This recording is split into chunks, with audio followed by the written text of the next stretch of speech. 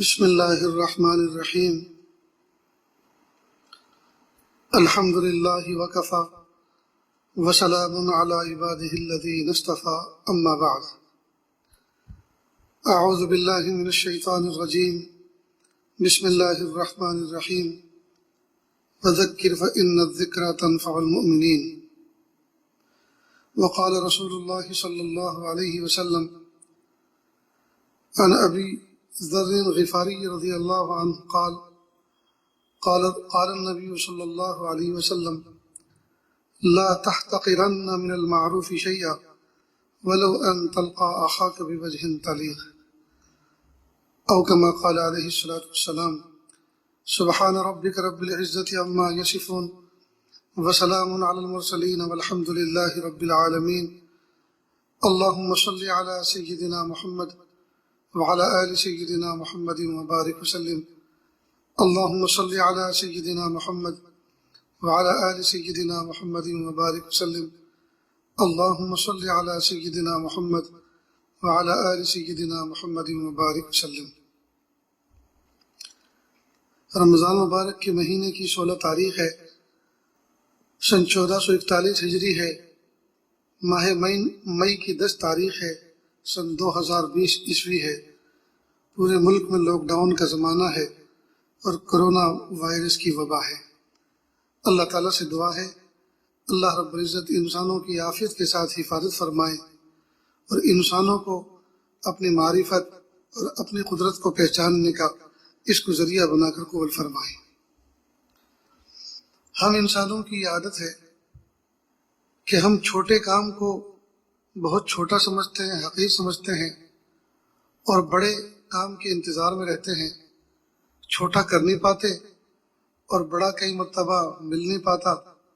نتیجہ ہوتا ہے کہ زندگی ایسی گزر جاتی ہے۔ بہت سارے لوگ وہ ہوتے ہیں جو کھلی دھلی روزی کمانے والے ہوتے ہیں، پھر کچھ حالات آ جاتے ہیں، تنگی کا شکار ہو جاتے ہیں، پھر ان کو کوئی مشورہ دے کہ بھئی یہ چھوٹا سا کام ہے، شروع تو کرو، تو وہ سوچتا ہے کہ یہ تو بہت چھوٹا سا ہے، میں تو لاکھوں میں کھیلنے والا آدمی تھا اور اب تم مجھے چھوٹا سا کام بتا رہے ہو، یہ نہیں چلے گا۔ اے اللہ کے بندے، نہ ہونے سے کچھ ہونا تو بہتر ہے، کچھ تو کریں، ابتدا تو کریں کام کی۔ اللہ پاک اس چھوٹے سے کام کی برکت سے پھر اللہ پاک بڑا بھی عطا فرما دیں گے۔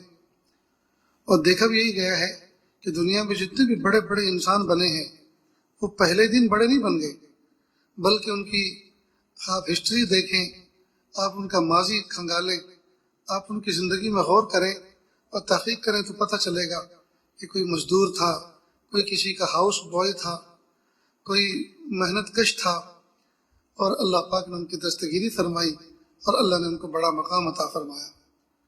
تو انسان کا یہ مزاج ہے کہ وہ چھوٹے کو چھوٹا سمجھتا ہے اور اس کو اپناتا نہیں، اور بڑے کے انتظار میں رہتا ہے اور بڑا کئی مرتبہ ملتا نہیں۔ اللہ کے محبوب صلی اللہ علیہ وسلم نے فرمایا کہ آپ کسی بھی نیکی کو ہرگز چھوٹا مت سمجھو، کسی بھی نیک کام کو حقیر مت سمجھنا، خواہ یہ کام اپنے بھائی کو مسکرا کر ملنا ہو۔ اللہ کے محبوب صلی اللہ علیہ وسلم کی روایت کا ترجمہ ہے، محبوب کیا فرما رہے ہیں؟ کسی بھی نیک کام کو حقیر مت سمجھنا، خواہ یہ کام اپنے بھائی کو مسکرا کر ملنا ہو۔ اب یہ مسکرا کر ملنا ایک چھوٹا سا عمل ہے، لیکن محبوب صاحب فرما رہے ہیں کہ نہیں، نیک کام ہے، نیک کام کو چھوٹا مت سمجھنا، اور یہ جو مسکرا کر ملنا ہے نا، چھوٹا سا کام جو تم سمجھ رہے ہو، اس کو بھی چھوٹا مت سمجھنا، یہ بہت بڑی چیز ہے۔ ذرا ہم اس بات کو سمجھیں کہ دنیا میں کتنی چھوٹی چھوٹی چیزیں ہیں کہ جن کے ذریعے سے بڑے بڑے کام ہوتے ہیں۔ دیکھیے، گاڑی ہائی وے پر چل رہی ہے، لاکھوں روپے کی مالیت کی ہے، اوڑی ہے، گھوڑی ہے، کیا کیا نام ہے پتہ نہیں، لاکھوں روپے کی مالیت کی گاڑی ہے، فراٹی بھرتی ہوئی روڈ پہ چل رہی ہے۔ اب اس کی انجن میں پیٹرول سے، ڈیزل سے جو سپلائی ہوتی ہے اس میں ایئر آ گئی۔ اب پوری گاڑی کے مقابلے میں ایئر بہت معمولی سی چیز ہے، لیکن انجن بند ہو گیا، گاڑی جام ہو گئی، رک گئی۔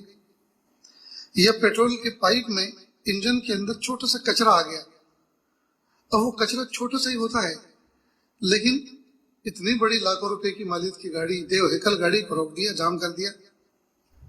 تو کچرے کی حیثیت گاڑی کے مقابلے میں بہت چھوٹی سی ہے، ایئر کی حیثیت پوری گاڑی کے مقابلے میں بہت کم ہے، بہت چھوٹی سی ہے، لیکن اس چھوٹی سی چیز نے اتنی بڑی مشینری کو بند کر کے جام کر کے رکھ دیا۔ اور دیکھیے گیس کو جب ہمیں گیس کا چولہا سلگانا ہوتا ہے تو اس کے لیے کوئی بہت بڑی آگ دہکانی نہیں ہوتی اس کے نوب کے اوپر، بلکہ ایک چھوٹا سا اسپارک ہوتا ہے جو لائٹر کے ذریعے سے کیا جاتا ہے۔ وہ چھوٹے سے اسپارک میں جو معمولی سی چنگاری ہوتی ہے اسی سے چولہا سے لگ جاتا ہے۔ تو دیکھیے چولہے کو جلانے کے لیے، اور چولہا کیا اگر اللہ نہ کرے پورے گھر کے اندر گیس لیکیج ہو چکی ہو اور گیس بھر چکی ہو روم کے اندر، تو کہتے ہیں کہ اس وقت سوئچ بھی آن نہ کی جائے، یہ آف نہ کی جائے، اس لیے کہ لائٹ کی یا پنکھے کی جو سوئچ ہوتی ہے جب اس کو آن آف کرتے ہیں تو کئی مرتبہ اس کی جو کٹ کر کے آواز ہوتی ہے اس میں اسپارک ہوتا ہے۔ اگر اتنا اسپارک ہوا تو یاد رکھیں پورا کا پورا گھر دھماکے کے ساتھ اڑ جائے گا۔ تو گیس جہاں لیکیج ہو، گیس پھیلی ہوئی ہو، اس کو جلانے کے لیے معمولی سی چنگاری تو ہوتی ہے جو بڑی سی آگ بھڑکا دیتی ہے۔ ارے اور چھوڑیے ان مثالوں کو، یہ جو اس وقت وبا چل رہی ہے کرونا وائرس، یہ جو وائرس ہے اس کی سائز معلوم ہے کیا ہے؟ ایک ڈاکٹر سے ہم نے اس بارے میں بات کی تو انہوں نے بتلایا کہ حضرت یہ جو وائرس ہوتا ہے، بال پین کی جو نوک ہوتی ہے 0.5 سائز کی بال پین کی نوک، اس نوک کے اوپر 10,000 وائرس بیٹھ سکتے ہیں، اندازہ کیجئے۔ اور اس وائرس نے پوری دنیا کی ناک میں دم کر رکھا ہے۔ تو کتنی چھوٹی چھوٹی چیزیں ہوتی ہیں جن کی وجہ سے، جن کو آدمی چھوٹا سمجھتا ہے لیکن ان کے نتیجے کتنے بڑے ہوتے ہیں۔ اسی طرح گناہ صغیرہ کو بھی صغیرہ چھوڑ کر، صغیرہ سمجھ کر آدمی اس کا ارتکاب کرتے نہ پھرے اور یہ نہ سوچے یہ صغیرہ ہی تو ہے، یہ صغیرہ ہی تو ہے، یہ تو وضو کے اندر دھل جائے گی، یہ تو 2 نمازوں کے درمیان میں لپیٹے میں آ جائے گا، دھل جائے گا، یہ تو صاف ہو جائے گا۔ وہ تو جب وضو کریں گے تب دھلے گا، کیا پتا وضو کرنے کی نوبت نہ آئے اور آدمی ہلاک ہو جائے، کیا پتا 2 نمازوں کے درمیان اس کی مہلت نہ آئے اور آدمی کی وفات کر جائے۔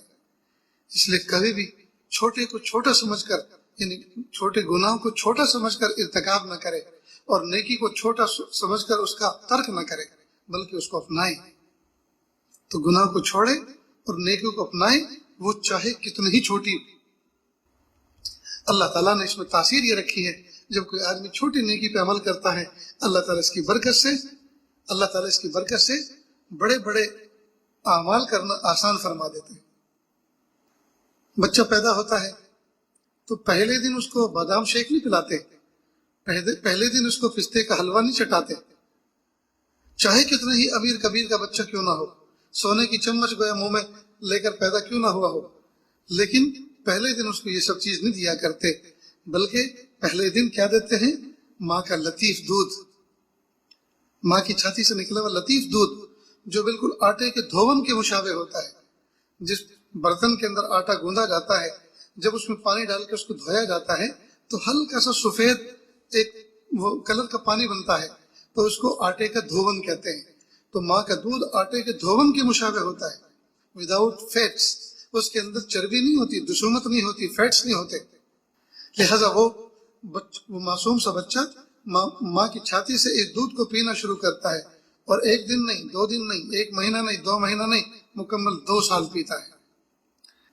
تو وہ ماں کا وہ دودھ جو وداؤٹ فیٹس ہے، جو گائے کے دودھ کے مقابلے میں نہیں ہے، بھینس کے دودھ کے مقابلے میں نہیں ہے، کسی جانور کے دودھ کے مقابلے میں اتنا نازک ہے، اتنا لطیف ہے، جب یہ معصوم سا بچہ اس دودھ کو پیتا ہے پابندی کے ساتھ، دن میں کئی دفعہ پیتا ہے اور 2 سال تک پیتا ہے، اللہ پاک اس معصوم سے بچے کے جسم میں ایسی قوت عطا فرما دیتے ہیں، ایسی قوت عطا فرما دیتے ہیں کہ یہ بچہ منہ میں دانت بھی نکال لیتا ہے اور انہی دانتوں سے پھر کاٹنا بھی شروع کرتا ہے، بلکہ جب ماں کی چھاتی میں کاٹنا شروع کرتا ہے تو کئی مرتبہ یہ کاٹنا ہی سبب بن جاتا ہے دودھ چھڑانے کا۔ اور یہی 2 سال کا بچہ پھر چارپائی سے گرنے لگتا ہے، کودنے لگتا ہے، اچھلنے لگتا ہے۔ تو یہ قوت کہاں سے آئی؟ وہی معمولی اور لطیف دودھ جس کو ہم نے آٹے کے دھون کے مشابہ سمجھا تھا، جس کو کمزور سمجھا تھا، اور ہم نے اپنی مالداری کے حیثیت کے مقابلے میں اس کو کچھ نہیں سمجھا تھا، اور ہم نے یہ سوچا تھا کہ کاش کے ڈاکٹر ہمارے لیے استثنائی طور پر یہ کہے کہ نہیں، آپ تو بڑے آدمی ہیں، آپ تو خرچے برداشت کر سکتے ہیں، آپ امریکن گائے کا دودھ جو ہے امپورٹ کروایا کریں، وہاں سے منگوایا کریں اور وہ دودھ اپنے بچے کو پلائیں۔ اللہ پاک نے کیا امیر، کیا غریب، کیا فقیر، کیا چھوٹا، کیا بڑا، کیا چھوٹا، کیا موٹا، ہر انسان کے بچے کی غذا اللہ پاک نے ماں کے دودھ میں رکھی ہے۔ تو دیکھیے، یہ معصوم سا بچہ جب لطیف دودھ، نازک دودھ، انتہائی پتلا دودھ پینا شروع کرتا ہے اور 2 سال تک کنٹینیو پیتا ہے، تو اللہ پاک اس کو 2 روٹی اور 2 بوٹی کھانے والی صلاحیت عطا فرما دیتے ہیں، قوت عطا فرما دیتے ہیں۔ اس کا نظام ہضم بھی مضبوط ہو جاتا ہے، اس کا جو ہے معدہ بھی مضبوط ہو جاتا ہے، اور چبانے کے لیے اللہ پاک دانت بھی عطا فرما دیتے ہیں۔ تو غرض یہ کہ بہت ساری چھوٹی چھوٹی چیزیں، بہت سی چیزوں کو ہم اپنی نظروں میں ہلکا سمجھتے ہیں، ہم ان کو حقیر سمجھتے ہیں، چھوٹا سمجھتے ہیں، لیکن اللہ تعالیٰ کا جو نظام ہے انسان کے لیے، اس نظام کے لیے وہ چیز انتہائی اہمیت کے حامل ہوتی ہے۔ لہذا ہم اللہ تعالیٰ کی عطا کردہ جو نعمتیں ہیں اور اللہ تعالیٰ کی جو توفیق دیے ہوئے جو اعمال ہیں، ان کو ہرگز ہم چھوٹا نہ سمجھیں۔ ان چھوٹوں کی برکت سے اللہ تعالیٰ بڑے بڑے اعمال کی توفیق عطا فرماتے ہیں۔ اب یہ جو محبوب صلی اللہ علیہ وسلم نے اس حدیث میں فرمایا کہ آپ ہرگز کسی نیکی کو حقیر نہ سمجھیں، چاہے وہ اپنے بھائی کو مسکرا کر ملنا ہی ہو۔ اب بظاہر مسکرانا یہ ایک معمولی سی چیز ہے، اس میں کوئی خرچ بھی نہیں آتا، اس میں کوئی زور بھی نہیں پڑتا، صرف چہرے کا انداز بدلنا پڑتا ہے، چہرے پہ مسکراہٹ طاری کرنی ہوتی ہے۔ یہ بھی نہیں کہا کہ بھائی کسی مومن بھائی کو ملو تو ذرا زور سے کھانسو تاکہ وہ آپ کی طرف متوجہ ہو۔ کھانسنے میں تو انرجی لگتی ہے، کھانسی تو اندر سے نکلتی ہے، لیکن مسکراہٹ میں تو صرف لبوں کو حرکت دینی ہوتی ہے جی، اور چہرے کے اوپر مسکراہٹ طاری کرنی ہوتی ہے۔ کوئی چیز کسب کر کے، کوئی محنت کر کے، مجاہدہ کر کے کسی چیز کو کھینچنا نہیں پڑتا۔ لیکن محبوب صلی اللہ علیہ وسلم فرما رہے ہیں اپنے بھائی کے لیے مسکرانا، یہ جو تمہارے نزدیک بہت چھوٹی سی چیز ہے، اس کو چھوٹا مت سمجھنا، یہ بہت بڑی چیز ہے۔ دیکھیں، ہماری زندگی میں مسکراہٹ نہیں ہے، بہت سارے لوگ ایسے ہیں جو مسکراتے ہی نہیں۔ مثال کے طور پر بہت سے دکاندار ایسے ہوتے ہیں، ان کو کبھی آپ نے زندگی مسکراتے دیکھا ہی نہیں ہوگا۔ ہر وقت تیوریاں چڑھا کر بیٹھے ہوتے ہیں، پیشانی پر شکن رہتی ہے۔ ہر وقت لوگ مجبوری میں اس لیے جاتے ہیں کہ بس اللہ کا نظام ہے، وہ چیز جو ان کے یہاں ملتی ہے وہ دوسروں کے یہاں نہیں ملتی، اس لیے وہاں جاتے ہیں، ورنہ آدمی کبھی اس کے یہاں نہ جائے۔ اتنا بد اخلاق، اتنا منہ بسورے ہوئے بیٹھا ہوا آدمی ہوتا ہے۔ اسی طرح بہت سے شوہر گھروں کے اندر ہمیشہ آتے ہیں، پیشانی میں شکن ڈال کے آتے ہیں، ہمیشہ کمانڈر بن کے گھر میں انٹری لیتے ہیں۔ بچے سہم جاتے ہیں، بیوی سوچتی ہے اللہ خیر کرے آج کیا مصیبت آنے والی۔ ہر دن ایک کسی نئی مصیبت کے انتظار میں گھر والے بیٹھے رہتے ہیں۔ تو شوہروں کے چہرے پر شکن، دکاندار کے چہرے پر شکن، اور تو اور اس کی مثالیں تو ہمارے ملک میں تو بہت مل جائیں گی۔ اس لیے کہ یہی تو چیز ہے بد اخلاقی، جس کی وجہ سے ہم نیچے گرتے جا رہے ہیں۔ بس میں بیٹھے، بس کا کنڈکٹر منہ بنائے ملے گا، اس کے چہرے پہ مسکراہٹ نہیں ہوگی، وہ رسپیکٹ فل انداز میں آپ سے نہیں ملے گا، بلکہ چہرے کا رنگ بگاڑا ہوا ہوگا، پیشانی پہ شکن ڈالے ہوئے ہوگا۔ اور تو اور ریلوے اسٹیشن پر سوئی پر جھاڑو دینے والی ایک بائی جو گورنمنٹ کی نوکری کرتی ہے، اس کے انداز دیکھو، وہ جھک کے جھاڑو نہیں دے گی، اکڑ کے جھاڑو دے گی، اور غرور کو اس بات کا ہوگا کہ تم گورنمنٹ سرونٹ، میں تو حکومت کی نوکر ہوں، چہرہ بنا ہوا ہوگا اس کا۔ اور ریلوے اسٹیشن پر جائیے، انکوائری آفس میں جائیں، آپ پوچھیں فلاں گاڑی کتنے بجے آئے گی، ایسے دھمکی آمیز انداز میں جواب دے گا کہ آپ سوچیں گے میں نے سے کیوں پوچھ لیا۔ امیگریشن کاؤنٹر پہ جائیے، پوری دنیا میں گھوم کر آئیے، اور ملک میں اتر گئے، فلائٹ لینڈ ہو گئی، دل خوش ہوا کہ چلو وطن کی سرزمین کو جہاز کے ٹائر نے چھو لیا، اپنے وطن میں آ گئے جی۔ لیکن ساری کی ساری خوشی اس وقت کافر ہو جاتی ہے جب امیگریشن کے آفیسر کے سامنے جاتے ہیں، اسے ہاں کہاں گئے تھے، کیوں گئے تھے، کتنے دن رہے۔ ارے بھائی کوئی جرم کر کے آئے ہیں کہ ہم اپنے وطن آئے ہیں، آپ ہمارے بھائی ہیں، وطن کے فرد ہیں، آپ کو تو ہمارا استقبال کرنا چاہیے کہ بہت مبارک ہو، موسٹ ویلکم، آپ وطن واپس لوٹ کر آئے ہیں۔ اور کتنے دن گئے تھے، ویزا میں لکھا ہوا ہے، تمہیں پتا ہے۔ ہماری ایگزٹ جو ہے مہر دیکھ لو، اور انٹری مہر جو آج تم لگاؤ گے اس کو دیکھ لو، کمپیئر کر لو کتنے دن ہم جا کر آئے تھے۔ ہر جگہ کیا پولیس والے، کیا حفاظتی عملے والے، سارے کے سارے منہ بنا کے کھڑے ہوتے ہیں، ایسا لگتا ہے کہ ہم کہاں آ گئے۔ اللہ کے محبوب صلی اللہ علیہ وسلم نے اس دنیا کو خوشحال بنانے کا ایک گر عطا فرمایا، اس دنیا میں زندگی بہترین گزارنے کا ایک طریقہ عطا فرمایا، اور وہ طریقہ یہ عطا فرمایا کہ آپ مسکراتے ہوئے چہرے کے ساتھ رہو۔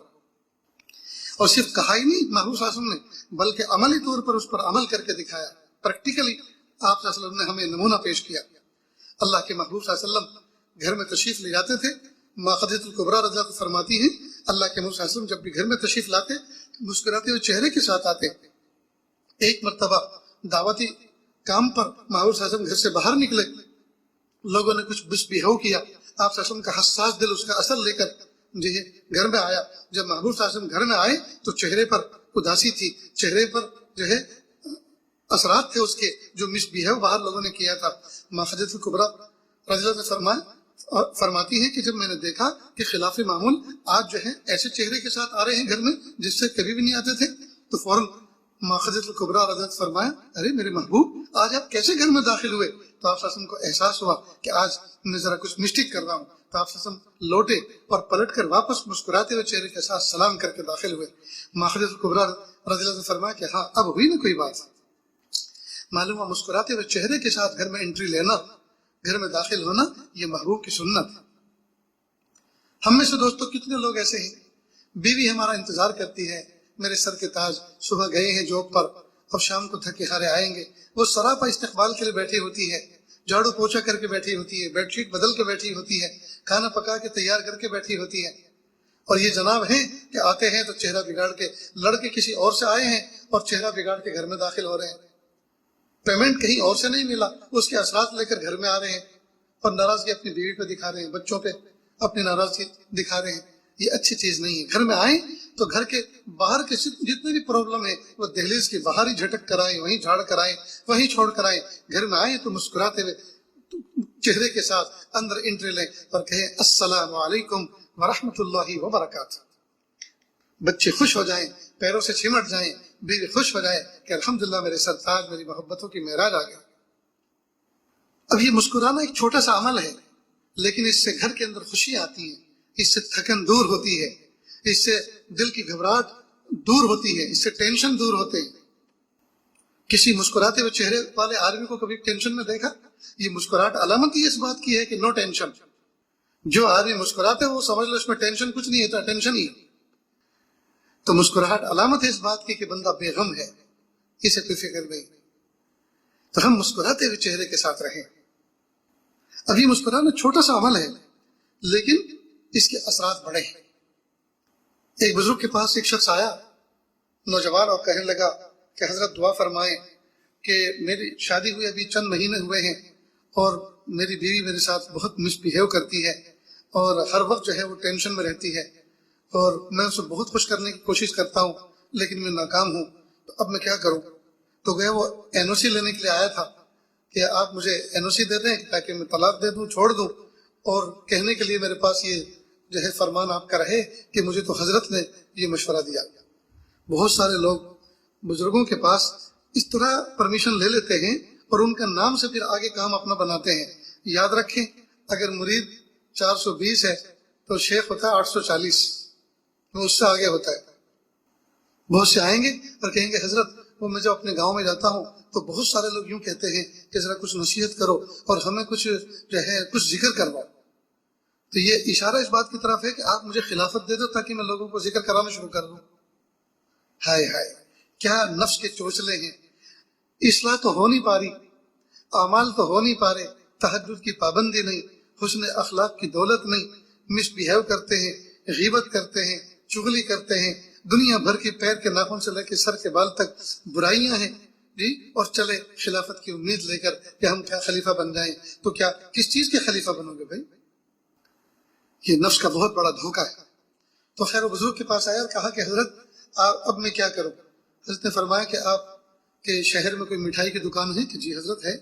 کہ آپ وہاں جاؤ اور وہاں جا کر آپ ایک مٹھائی کا ڈبہ لیں اور بہتر یہ ہے کہ آپ گلاب جامن لیں کیونکہ یہ نرم مٹھائی ہوتی ہے، اور یہ لے کر جائیں اور جب دسترخوان پہ بیٹھیں تو آپ گلاب جامن کا ایک پیس لیں اور اپنی بیوی کے منہ میں ڈالیں، اور پورا نہیں بلکہ جب وہ آدھا نوچ لیں کھا لیں اس کو تو بقیہ آدھا آپ خود کھائیں مسکراتے۔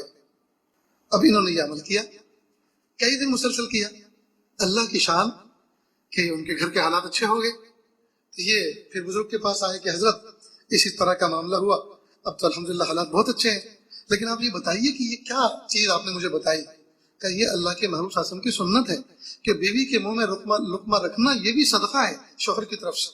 تو جب آپ نے اس صدقے پر عمل کرنا شروع کیا تو اس کی برکت یہ نظر آئی کہ سامنے جتنے پرابلم تھے اور جتنی ایرر تھی وہ ساری کلیئر ہو گئی. تو دیکھیے ایک چھوٹا سا عمل اگر ہم اپنی زندگی میں اپنائیں تو اللہ تعالیٰ اس کی برکت سے نہ جانے کتنے بڑے بڑے پرابلم اللہ تعالیٰ کلیئر کر دیتے. میرے بھائیوں، میری بہنوں، آج ارادہ کریں اس بات کا، ہم اپنے گھر کے اندر اس سنت کو جاری کریں گے. چھوٹے چھوٹے معصوم بچے مدرسے سے آتے ہیں، مکتب سے آتے ہیں، جیسے وہ آئیں تو فوراً آپ مسکرا کر ان کا استقبال کریں. میرا منا آ گیا، ماشاء اللہ، میری آنکھوں کی ٹھنڈک، میرا دل کا سکون، واہ واہ، شاباش. اس کو سینے سے لگائیں، اس کو پیار کریں. آج کل کیا ہے، بچہ ہاں آ گیا تو چل بستہ ادھر رکھ اور یہ کام کر. اب یہ تو بائی آرڈر آپ نے ایک معصوم سے بچے سے کام لیا. استاذ نے بھی اس کو ڈانٹا تھا، آج اس کے سبق بھی یاد نہیں تھا، اس کے کسی کلاس کے بچے نے بھی اس کے ساتھ مس بہیو کیا تھا، تو وہ تو دل کے ٹکڑے لے کر آیا تھا گھر میں، اس کا تو دل چکنا چور تھا، اور اوپر سے آپ نے اس طرح سے اس کو دھمکی دی. نہیں، بچہ ہمارے اس بہیو کا متحمل نہیں ہو سکتا. جیسے بچہ آئے، ماشاء اللہ بیٹا آئے، پڑھ کر آئے، شاباش، کہاں تک بیٹا پڑھا، سبق آگے بڑھا، آپ کا ترقی ہوئی کچھ، ماشاء اللہ، واہ واہ. جیب میں چاکلیٹ رکھیں، پہلے سے اس کو چاکلیٹ پیش کریں، اس کو پیار کریں، اس کو بوسہ دیں، اس کی ہمت افزائی کریں، اس کو دودھ پلائیں. جی یہ سب کام کرنے کی چیزیں ہیں. لیکن ہم سوچتے ہیں کہ بس ہر وقت سارے کام ہمارے جو ہے دادا گیری سے چلیں گے. یہ چیز ٹھیک نہیں. شوہر گھر میں آئے تو مسکراتے ہوئے چہرے کے ساتھ گھر میں داخل ہو، اللہ کے محبوب صلی اللہ علیہ وسلم کی سنت پر عمل کرے، گھر جنت کا نمونہ بن جائے. بیوی کو چاہیے کہ وہ اگرچہ گھر میں ٹینشن میں ہو، بچوں نے اس کو دکھ کیا ہو، لیکن جب شوہر آ جائیں اور وہ سلام کر کے گھر میں داخل ہو تو مسکرا کر اس کا جواب دے، ریسیو کرے. چاہے یہ کام کچھ دن بتکلفی کرنے پڑے، لیکن اس کی برکتیں ہم اپنی زندگی میں دیکھیں گے. جس وقت شوہر گھر سے نکل رہا ہو تو آپ اس کو سی آف کریں، آخر دیدار اس کا کریں، سلام کریں، وہ رخصت ہوتے وقت سلام کا آپ اس کو جواب دیں محبتوں کے ساتھ. اور شوہر کو بھی چاہیے کہ وہ چلتے ہوئے کوئی ایسی حرکت کر کے جائے، ایسی ادا دکھا کے جائے کہ جس سے بیوی کے دل میں بھی کچھ محبت کی گدگدی ہو جائے. لیکن نہ جانے یہ سب چیزیں کہاں چلی گئی. دنیا کی ایک قوم تو یہ ہے کہ وہ اس میں اتنی آگے بڑھ گئی ہے، اتنی آگے بڑھ گئی، کیا ایئرپورٹ، کیا ریلوے اسٹیشن، کہ وہاں چمٹے بیٹھے ہیں، وہاں بوسو کنار کر رہے ہیں. حالانکہ جو چیز راز تھی میاں اور بیوی کے درمیان، اور جس کو پردے میں رکھنا تھا، اس محبت کو چھپا کے رکھنا تھا اپنے ہی دلوں کے اندر، اس کو متاع کوچہ بازار بنا دیا، اس کو گلی کوچے کا سرمایہ بنا دیا. یہ بھی ٹھیک نہیں. لیکن جس جائز حد میں جائز ہے اتنا تو ہم کریں، پھر اس کے اثرات دیکھیں ہماری زندگی میں کتنے اچھے مرتب ہوں گے. تو غرض یہ کہ محبوب صلی اللہ علیہ وسلم نے فرمایا کہ ہم کسی چھوٹے عمل کو چھوٹا نہ سمجھیں، چھوٹے عمل کو چھوٹا سمجھ کے نہ چھوڑیں. مثال کے طور پہ مسجد میں چندے کی ضرورت ہے، مدرسے میں چندے کی ضرورت ہے، کہا کہ دیکھو یہ امت کے لیے کسی کوئی تقاضا آپ نے پیش کیا تو آپ نے اپنے کسی دوست سے ساتھی سے کہا کہ بھائی کچھ دو، کہ یار بس دعا کرو نا، ایک سائٹ چلنے والی ہے، ایک کام ہونے والا ہے، بس وہ ہو جائے تو انشاءاللہ تمہارا بھی کام ہو جائے گا، میرا بھی کام ہو جائے گا. تو اس کا مطلب کیا مطلب کام ہو جائے گا؟ کہہ رہے جب کام شروع ہو جائے گا تو پھر دے دیں گے. ارے جب کام شروع ہوگا تب تو دینا ہی، لیکن ابھی جو کرنٹ پوزیشن میں تمہارے پاس ہے اس میں سے تو کچھ دو. میرے بھائیو بہت بڑا دھوکہ ہے، جب کام چلے گا تب دیں گے، یہ بہت بڑا دھوکہ ہے. ارے جتنا موجود ہے اس میں سے دو نا، مل جائے تو دیں گے. یہ نیت تو ایک فقیر کی بھی ہوتی ہے. ایک فقیر بھی سوچتا ہے کہ مجھے 2-4 لاکھ روپے مل جائے تو 50,000 میں بھی مسجد مدرسے میں دے دوں. تو بڑا اماؤنٹ مل جائے پھر اس میں سے کچھ دوں گا، تو یہ تو ایک فقیر بھی یہ نیت کر سکتا ہے اور یہ امید رکھتا ہے. لیکن کمال یہ ہے کہ جو حال میں جو کنڈیشن ہے اس حال میں سے دیں، تو اللہ رب العزت اس حال کی برکت سے آگے کے حال اچھے کرتے ہیں. تو ہم کسی بھی چھوٹے گناہ کو چھوٹا سمجھ کے اس کا ارتکاب نہ کریں، اور کسی بھی چھوٹی نیکی کو چھوٹا سمجھ کے اس کو ترک نہ کریں، بلکہ اس کو اختیار کریں، اس کو اپنائیں.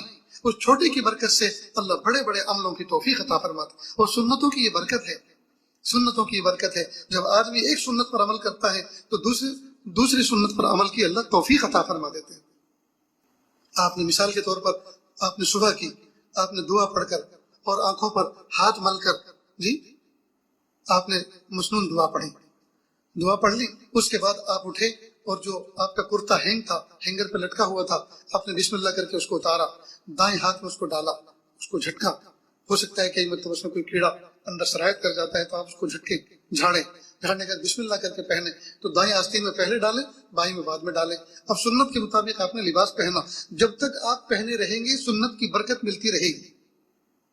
اس کے بعد آپ باتھ روم گئے، آپ نے چپل پہنی، جب چپل پہنی تو چپل دائیں پیر میں پہلے پہنی، بائیں میں بعد میں پہنی، جب تک یہ چپل پیروں میں رہے گی سنت پر عمل کا اجر ملتا رہے گا۔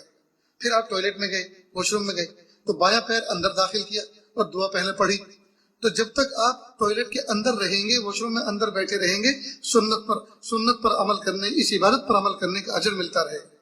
جب باہر نکلیں تو آپ نے دایاں پیر پہلے نکالا اور باہر نکل کے دعا پڑھی۔ اب دیکھیے، ایک سنت اٹھتے وقت آپ نے اس پر عمل کیا تھا اور مسلسل آپ سنتوں پر عمل کرنا آپ نے شروع کیا تو زندگی سنت کے مطابق گزر۔ ان سنتوں کی برکتیں کیا ہوں گی؟ اللہ پاک مصیبتوں سے محفوظ فرمائیں گے، بیماریوں سے محفوظ فرمائیں گے، حادثات سے محفوظ فرمائیں گے۔ یہ عاجز کہا کرتا ہے کہ آپ اپنی گاڑی میں بیٹھے اور گاڑی لے کر بہت کیئرفل انداز میں اور اسپیڈ کنٹرول کے اندر آپ نے چلانی شروع کی، آپ اپنے ہاتھ پر چل رہے ہیں، آپ انڈر کنٹرول اسپیڈ پہ چل رہے ہیں، آپ میرر کو اچھی طرح سے اس پر نگاہ جمائے ہوئے ہیں، سائیڈ میرر پہ بھی آپ کی نظر ہے، پیچھے سے آنے والے کے ہارن کو بھی آپ فالو کر رہے ہیں، اس کو پاس دے رہے ہیں، سب کچھ کر رہے ہیں۔ لیکن کوئی آدمی، کوئی گاڑی آگے سے سامنے سے آ کے اوپر چڑھ بیٹھے تو اس کو کون بچائے؟ آپ کی احتیاط اس سے کیسے بچ سکیں گے آپ اس سے؟ یا پیچھے سے کوئی آگے پیچھے سے کوئی ٹھوک دے تو اس سے آپ کیسے بچ سکیں گے؟ یا دوسری سائڈ پہ کوئی گاڑی چل رہی تو ٹکرا کے وہ روڈ کراس کر کے اور ڈیوائڈر توڑ کر آپ کی گاڑی سے ٹکرا کے اس سے کون بچائے گا؟ اس سے کون بچائے گا؟ اس سے اللہ بچائیں گے۔ کب بچائیں گے؟ جب ہم دعاؤں کا اہتمام کریں گے، سنتوں کا اہتمام کریں گے۔ اس کی برکت سے اللہ رب العزت فرشتوں کے ذریعے سے ہماری اللہ تعالیٰ نگرانی فرمائے، فرشتوں کے ذریعے سے اللہ پاک ہماری حفاظت اور سیکورٹی فرمائے۔ تو میری ماں بہنوں، بس آج کی اس مجلس میں بنیادی بات یہ کہ ہم کسی بھی چھوٹی سی نیکی کو چھوٹا سمجھ کے چھوڑ نہ دیں۔ یہ نہ سوچے بڑا کام کریں گے، بڑی نیکی کریں گے، بڑی دعوت کریں گے، بڑا خرچہ کریں گے۔ ارے جب کریں گے تب کریں گے، اللہ نے ابھی چھوٹا سا کام کرنے کا موقع عطا فرمائے، آپ ابتدا تو کریں، بگننگ تو کریں، شروع تو کریں۔ اس شروع کی کرنے کی برکت سے اور اخلاص کی برکت سے اللہ تعالیٰ آپ کو بڑے بڑے کام کرنے والا بنائے گا اور آپ کے ہاتھوں سے اللہ بڑی بڑی نیکیاں وجود میں لائیں گے۔ تو کسی بھی چھوٹے گناہ کو چھوٹا سمجھ کے اس کا ارتکاب نہ کریں اور کسی بھی نیکی کو چھوٹا سمجھ کے اس کا ترک نہ کریں، اس کو چھوڑیں نہیں بلکہ اس کو اپنائیں محبتوں کے ساتھ۔ اللہ پاک اس کی برکت سے بڑے بڑے فیصلے فرمائیں گے۔ اللہ تعالیٰ سے دعا ہے اللہ تعالیٰ کہنے سننے سے زیادہ عمل کی توفیق عطا فرمائے۔ وآخر دعوانا ان الحمدللہ رب العالمین۔ دعا کر لیجیے۔ بسم اللہ الرحمن الرحیم، الحمدللہ رب العالمین، الرحمن الرحیم، مالک یوم الدین، إياك نعبد وإياك نستعين، إياك نعبد وإياك نستعين، إياك نعبد وإياك نستعين، اهدنا الصراط المستقيم، صراط الذين أنعمت عليهم غير المغضوب عليهم ولا الضالين، آمین یا رب العالمین۔ پیارے رب، سونے رب، اچھے رب، پیارے اللہ، معاف کر دیجیے، معاف کر دیجیے، معاف کر دیجیے۔ پیر کے ناخن سے لے کے سر کے بال تک گناہوں میں ڈوبے ہوئے، معصیت میں جکڑے ہوئے، یا اللہ ایک ایک سانس گناہوں میں گزری، یا اللہ ایک ایک لمحہ زندگی کا گناہوں میں گزرا، میرے پیارے رب معاف کر دیجئے، معاف کر دیجئے۔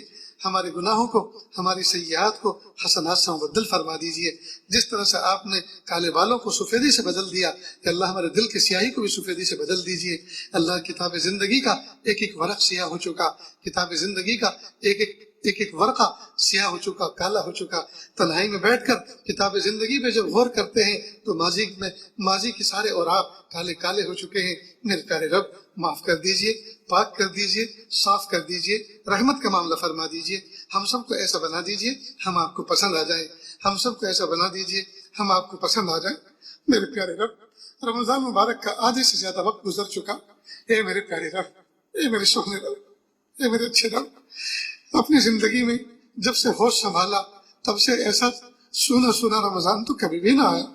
اے میرے پیارے رب، زندگی میں 15 دن تو ہم اپنی مسجدوں سے کبھی بھی غائب نہیں رہے۔ اے میرے پیارے رب، سفر میں ہو یا حضر میں ہو، دن میں 24 گھنٹے کے اندر کسی نہ کسی وقت تو مسجد میں پہنچ ہی جاتے تھے.